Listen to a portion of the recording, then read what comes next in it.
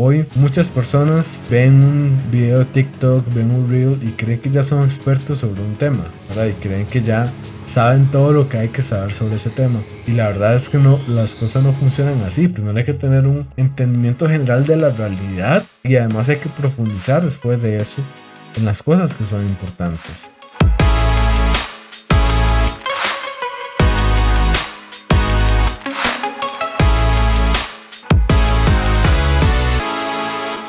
Desde hace algún tiempo vengo haciendo una introducción a la teología, empezando con los atributos de Dios, empezando a responder la pregunta de quién es Dios y cómo es Él.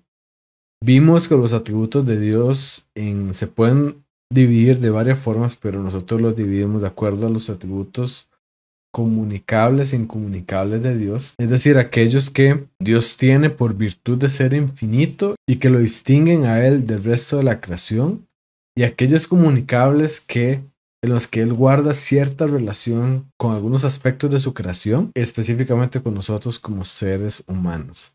Entonces vemos que hay dos categorías de atributos. El primero, nuevamente, los que hacen evidente que Dios es totalmente diferente a su creación, y hay otros atributos en los que Dios se parece un poco o tiene cierta relación con lo que Él ha creado. Hemos terminado de ver la primera categoría y ahora vamos a ir a la segunda categoría, donde empezamos a ver atributos de Dios en los cuales nosotros como seres humanos tenemos cierta relación con Él, y los atributos que vamos a ver a continuación son los que Dios tiene por virtud de ser personal, es decir, porque es un ser personal que tiene voluntad, que tiene emociones y demás. Este atributo que vamos a ver hoy se llama incorporeidad, o en algunas otras ocasiones se lo conoce como la espiritualidad de Dios, es decir, que Dios es espiritual. Y esto quiere decir que Dios no es algo físico, ¿verdad? Dios no tiene un cuerpo material, Dios es espiritual. Como siempre, vamos a empezar a ver las evidencias bíblicas que tenemos, los datos bíblicos al respecto. Vamos a empezar con Juan 4:24, y aquí dice: Dios es espíritu y quienes lo adoran deben hacerlo en espíritu y en verdad. Entonces, nuevamente, primero vemos que Dios es espíritu. Seguidamente vamos a Timoteo 6:16 y nos dice: al único y bendito soberano, Rey de reyes, Señor de señores, al único inmortal que vive en luz inaccesible. Y aquí es lo que quiero resaltar, que dice: a quien nadie ha visto ni puede ver, a Él sea el honor y el poder eternamente. Aquí la Biblia dice que nadie ha visto a Dios ni lo puede ver, ¿verdad? Nos dice que Dios es invisible. Sin embargo, esto no abarca solamente la vista. Aquí, en un sentido más profundo, lo que está diciendo es que Dios no es discernible por medio de los 5 sentidos. No podemos ver a Dios por medio de los sentidos naturales que tenemos. Dios nuevamente no es un objeto físico. Vamos a ir a Timoteo 1:17, que nos dice: al Rey eterno, inmortal, invisible, al único Dios sea honor y gloria por los siglos. Amén. Es decir, nuevamente vemos varias evidencias como nos llevan a decir Dios efectivamente es invisible, no es discernible por medio de los sentidos, es un ser espiritual.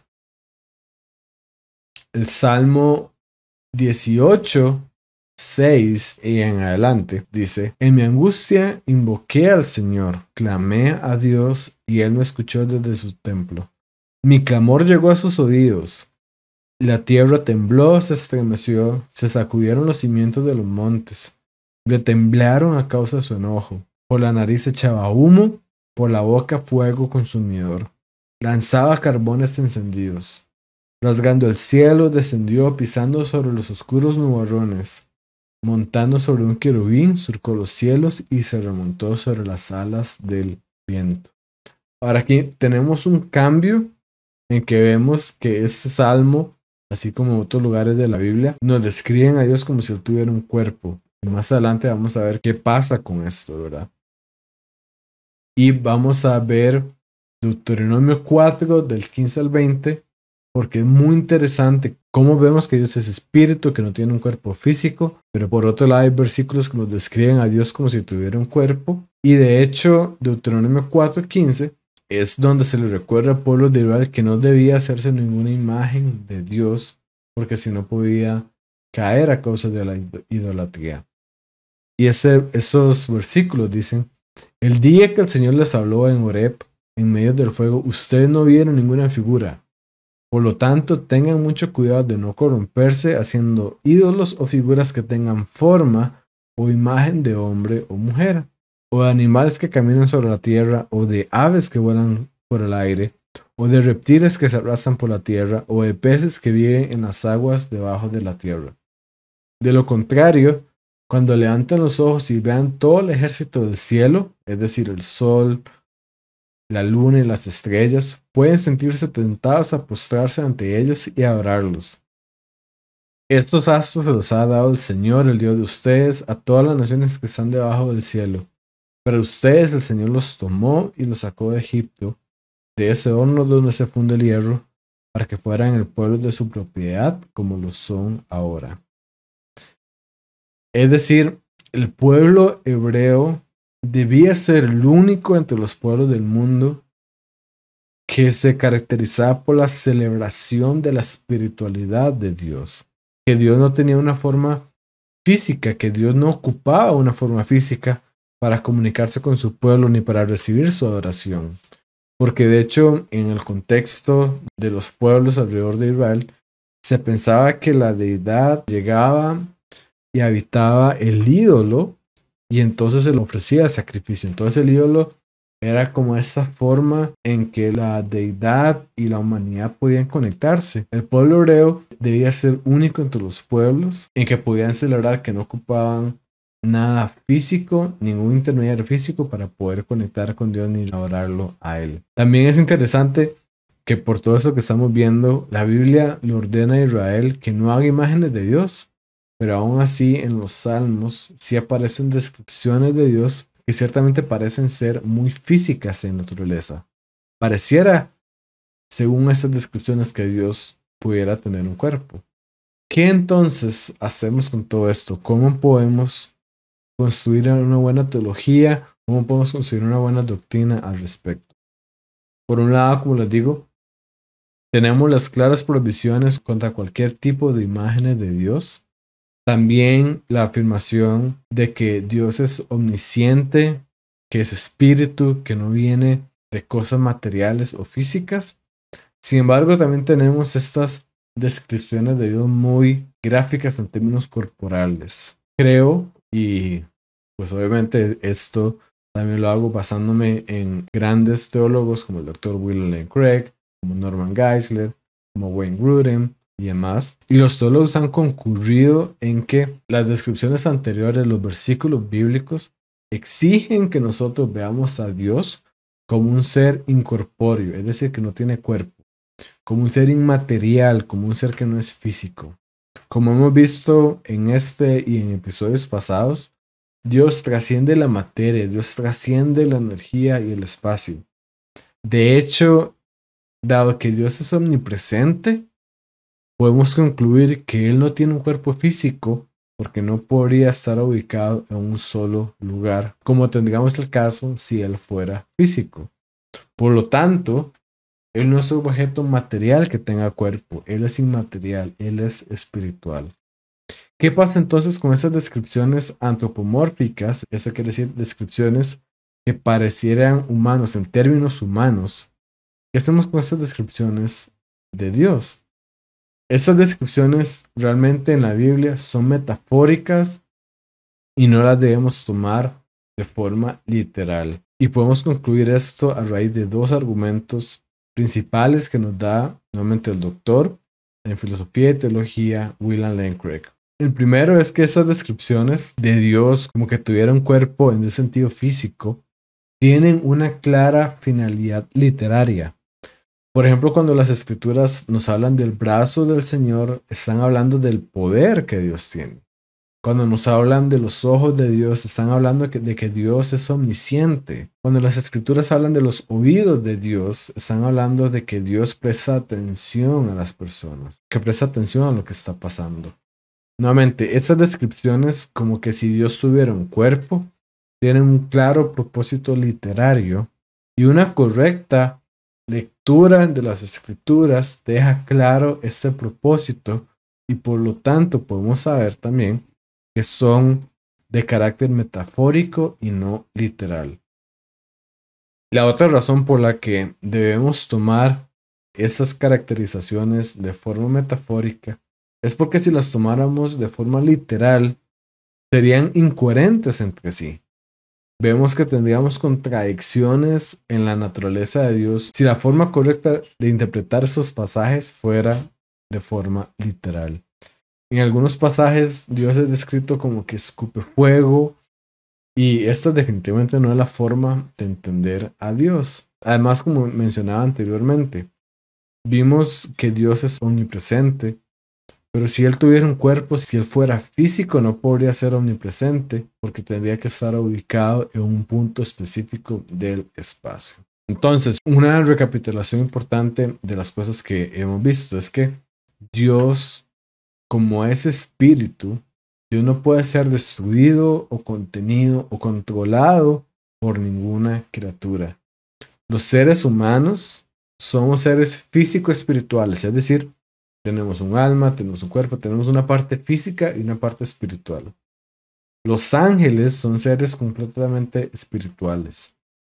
Aún así, la espiritualidad de Dios es un atributo incomunicable, es decir, que ni los ángeles lo tienen, ni nosotros los seres humanos lo tenemos, en el sentido de que la espiritualidad de Dios es infinita, es increada, y todos los demás seres, todos los demás espíritus son creados y por lo tanto finitos. Nuevamente hay una diferencia muy importante entre Dios y la creación. Hay tres aplicaciones prácticas que quiero resaltar de la incorporeidad de Dios. La primera nos dice que debemos tener un enfoque hacia lo que es espiritual en la vida y no lo que es material. Dios, como vimos en episodios pasados, es la realidad última, es la fuente de todo lo que existe en el universo y Dios es espiritual. Nuestro enfoque debería estar en lo espiritual y no en lo material, a pesar de que nosotros tenemos la tendencia de revertir esto. Jesús mismo nos resalta este punto en el Sermón del Monte en Mateo 6, 19, 21. Y él mismo nos dice, no acumulen para sí tesoros en la tierra donde la polilla y el óxido destruyen y donde los ladrones se meten a robar. Más bien acumulen para sí tesoros en el cielo donde ni la polilla ni el óxido carcomen ni los ladrones se meten a robar. Porque donde esté tu tesoro, allí también estará su corazón. Es decir, nosotros como cristianos deberíamos estar enfocados en las cosas eternas, en las cosas verdaderamente importantes, que no son las cosas materiales que podemos tener aquí en la tierra. Las otras personas, las relaciones que podemos tener y principalmente nuestra relación con Dios debería ser nuestro principal enfoque.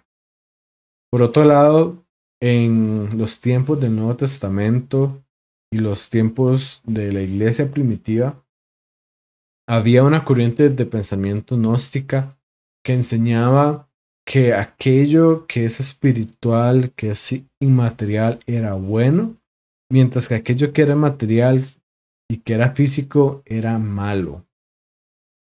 Estas doctrinas recibieron retos muy importantes cuando las doctrinas de la creación y principalmente de la encarnación del Señor se formularon, porque efectivamente si tenemos el concepto de que Dios crea el mundo, Dios no crea algo que es malo. Y principalmente si Jesús mismo se encarna en algo que es físico, no podríamos estar diciendo que esto físico es malo en sí mismo, porque vemos que Jesús mismo se encarnó en algo que es físico. Aún así, a pesar de que esto no es correcto, a pesar de que la espiritualidad de Dios no significa que lo material no sea bueno, no significa que debamos huir de lo material, sí nos recuerda que Dios es diferente a nosotros y el gran camino que Dios ha recorrido para encontrarse con nosotros y con su pueblo. Sí nos recuerda cómo Dios es diferente a nosotros y cómo Dios sobrepasó esas diferencias para encontrarse con nosotros. Y tercer y último punto, el hecho de la incorporeidad de Dios y el hecho que nosotros también tenemos una parte espiritual y que la incorporeidad de Dios es el aspecto fundamental en el universo y no es lo material, implica que nuestras necesidades más importantes no son las físicas, sino son las espirituales. De hecho, Pablo aconsejó a su discípulo Timoteo en la carta justamente a Timoteo, en 1 Timoteo 4, 7 y 8. Él le dijo, más bien, esfuérzate por ser un buen discípulo de Jesucristo. Es verdad que el ejercicio físico ayuda a que todo el cuerpo esté sano, pero es mucho mejor esforzarse por confiar cada vez más en Dios, porque nos hace bien aquí en la tierra y también nos servirá cuando vivamos en el cielo. Esta es una verdad que podemos creer y debemos creer. Aquí Pablo no está diciendo que el ejercicio corporal no tiene valor, ¿verdad? Nuevamente, no estamos diciendo que lo material es malo, pero sí estamos diciendo que nuestra prioridad debe estar en lo espiritual. Nuevamente, el ejercicio corporal es bueno, pero tiene una importancia secundaria a nuestras disciplinas espirituales. Debemos atender nuestras necesidades espirituales y el cuidado de nuestras almas, porque esto va a ser prometedor para la vida venidera. Y esto se ve reflejado en disciplinas espirituales como el orar, como el leer la Biblia, como el crecer intelectualmente en Dios, y también se ve reflejado en aspectos de que yo tengo que cuidar mi alma, de que tengo que cuidar mis emociones, de que tengo que tener mis tiempos de descanso, de que debo cuidar y hacer lo posible para que yo pueda estar bien. Así que vimos la incorporeidad de Dios, de que Dios es espíritu, de que Dios no es físico, no tiene cuerpo. Dios va más allá, Dios trasciende el espacio. Y este es un atributo muy importante de Dios y que si lo entendemos bien, tiene implicaciones muy profundas para nuestras vidas que las debemos también implementar y tomar en cuenta.